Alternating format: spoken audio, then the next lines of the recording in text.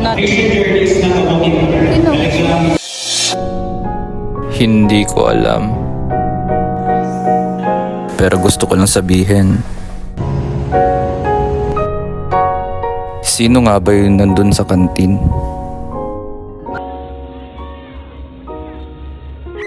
Pagkapunta pa lang natin dun, sarado na nga yung kantin.